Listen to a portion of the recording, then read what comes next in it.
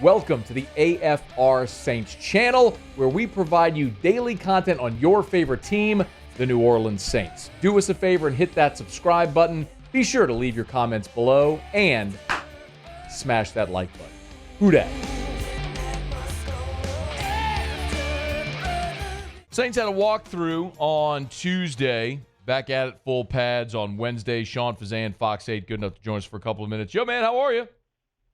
Good, man. How are you? Doing really well. Sean and I have seen each other twice this summer. Once in Boston at Fenway, and once at the Smoothie King Center for Porte Holloway. I don't know how that keeps happening. That's a very odd thing, especially the Fenway thing, right? Dude, when I saw that tweet, I'm like, whoa. Moscona's here? I'm in Fenway, too. When you tweeted about that Aaron Judge home run, I was like, wow, okay. Pretty cool, but that was a hell of a game. It didn't end like we wanted it to, but then again, the Yankees stink right now, so whatever. We'll just move on. I don't know if the Saints are any better to talk about, but let's do it. All right, so about a week into training camp, if I asked you if you had a handful, maybe of biggest takeaways so far, where would you start?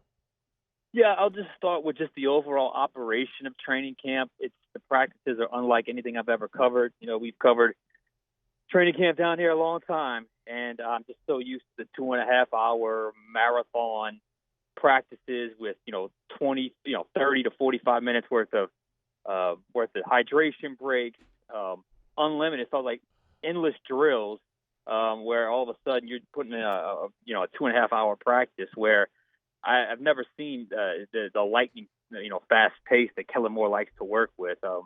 OTAs, I was a little concerned because they really didn't do much. OTAs are light in general, but this was even lighter for that.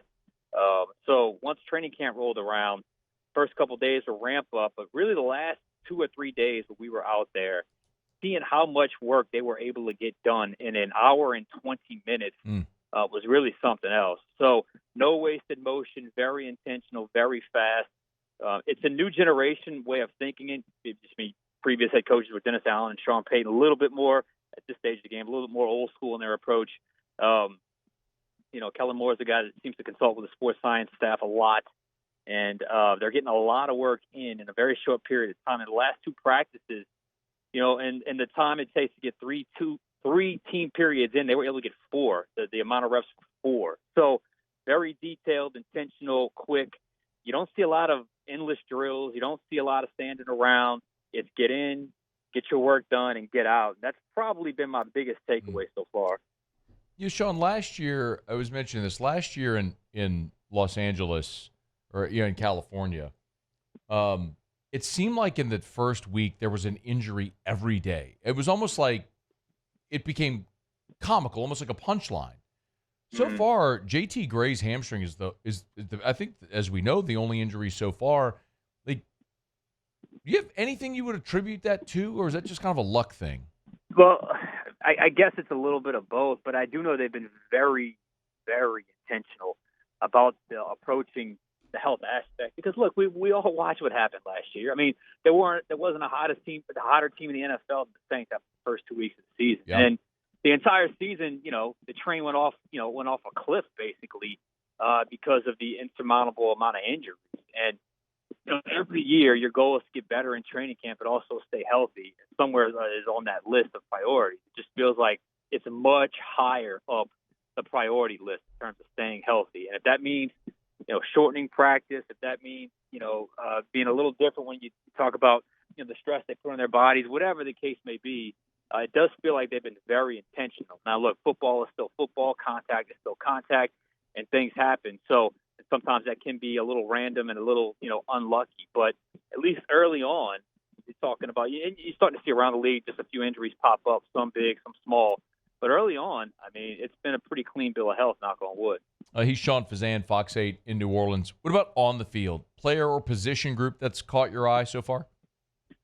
Well, obviously all eyes are on the quarterback position right now, and I'm sure you're probably going to ask me about that, but I'll just get to it now because, Sure. Look, it's been something that everyone wants to talk about, everyone's watching, everyone wants to see. And look, right now it's Spencer Rattler is ahead. There's no doubt about that. He's a guy that's just more decisive. He's have a better sense of timing. He hasn't been perfect, but he certainly, to me, it feels like the most comfortable right now executing the offense. Tyler Shuck is a guy that just right now the hesitancy, the indecision is killing him. It's sort of locking him up a little bit to where it's almost it's forcing an incomplete evaluation because there's just been so many instances in the first 6 practices where no decision has been made. So you see him about to throw a pass, pull back, he's indecisive, and so you're not even evaluating the football aspect of it. You're trying to get him to get to the point where he's making decisions on time and in a timely fashion. It's just a lot of things happening. He's swimming a little bit right now. That's to be expected for a rookie. And obviously Jake Hanner is mixing in with the ones, but all in all, that's been where the attention is gone. But other positions, I'm really liking what I've seen so far out of the edge pass rusher position with Chase Young, Carl Granderson, and Cam Jordan rotating in and out there. They had a really good day, the first day of pads. It's always hard to get a true gauge just because they're going up against your own team. But as far as a position group, I like where that group stands right now. Sean Fazende's with us from Fox 8 New Orleans. The other thing that I think is interesting, you talked about Shuck, but he's part of the largest rookie class we've seen in New Orleans in a decade. And so you got a lot of guys there that they're hoping can build the foundation of this roster moving forward. Are there other guys among the rookies that, good or bad, seem to be standing out? Yes. Well, Kelvin Banks is at left tackle. He had one-on-ones yesterday, held his own against Chase Young, and just threw Chris Rump to the ground at defensive end during one-on-one. He's a rookie, so he's got, obviously he's got a lot to learn, but this is the second year in a row. They're going to start a rookie tackle at left tackle. So he stood out. Danny Stutsman, the linebacker from Oklahoma, he's got a nose for the football that you just can't coach. He's just got to have that natural instinct. And there's been a few plays where he's popped just going sideline to sideline. And I don't remember him being a fast guy, but he seems to be in the right spot, which is A, football IQ, but B, you're getting the right read on the play. You understand where the ball is going, so you're in the right spot. And then Quincy Riley has one of the interceptions at camp so far. He got beat yesterday by Rashid Shaheed, but he also was able to make a nice play in the end zone, picking off Spencer Rattler. So the rookie class, there's certain guys that are developing, certain guys that are getting there. There's a lot of guys getting a lot of reps, but those will be the ones that have stood out so far. What about the veteran additions? I feel like I'm hearing a lot about Devon Gottschall. Anybody else maybe that's making waves? Trying to think of the veteran additions right now. Look, he just got here a couple of days ago, but Julian Blackmon is a guy that I don't see how they're going to keep him off the field. I mean, retiring. They needed to get somebody quickly in here, and he's already stepped in and made plays. He got first-team reps today during the walkthrough, sure, but he still was able to get first-team reps. He's going to be hard to keep off the field. Trying to think of any other from the Justin Reed as well. I mean, the other safety there from obviously from Baton Rouge area up there. He's another one that I think has made an impression early. He's going to be a starter as well. He seems to have more of a strong safety type where he gets down in the box. In fact, they did some dime work today where they had 3 safeties on the field, and it was Blackmon and Jordan Howden in the backfield, and defensive backfield split safeties with Justin Reed down in the box. So obviously there's some versatility there as well. Those would be a couple of the guys. We talked to Gottschall today. He's getting some reps. Obviously with the pads come on, you finally get a taste for what he can do well. And he's pretty open about the fact that he's a run stuffer. That's what he does in the NFL. That's how he's gotten on the field. That's how his career has lasted as long as it has. And honestly, that's what he was brought here to do. So Gottschall will be a guy that I'll count on to stop the run as well. Sean, let me ask one more if I can. We tend to focus a lot on the highly drafted guys, right? We've talked about Banks and we've talked about Fuaga, and I think a lot of people are curious with Penning moving over. It's been really quiet around Bryan Breese. Was a really good interior pass rusher last year. Do we know yet what we can expect or hope to expect from Breese in Staley's 3-4 defense?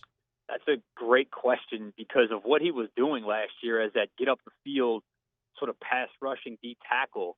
Does the 3-4 system allow him to do that? Well, you hope so. You certainly hope so, especially since he really had to make up some ground in terms of stopping the run.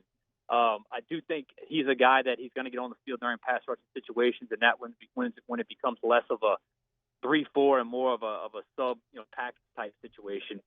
Can he stay on the field all 3 downs if a deep tackle in the 3-4 system is basically there to stop the run? I think that's a legitimate question. He was the guy when Staley was hired and they announced the 3-4 system that I was the most curious about because of how good a year he had last year and because deep tackles are typically asked to do different things in the 3-4. But there are ways you can get around it where you can, line up at certain spots, even though it's a quote-unquote 3-4. I do know this. They'd be foolish to lock up what he does well, and hopefully they can just figure out a system where he's still able to do what he does best, and that's get after the passer from the interior, because he was easily the best interior pass rusher they had last season. Here's Sean Fazende, Fox 8 in New Orleans, a walkthrough day for the Saints, back-to-back full padded practices to follow. You heading out to California?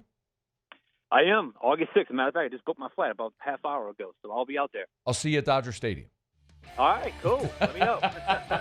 Thanks, Sean. We appreciate it, man. All right, bud. Appreciate it. All right. Hey, thanks so much for watching. Please leave your comments. I love to interact. And be sure to hit the red subscribe button below.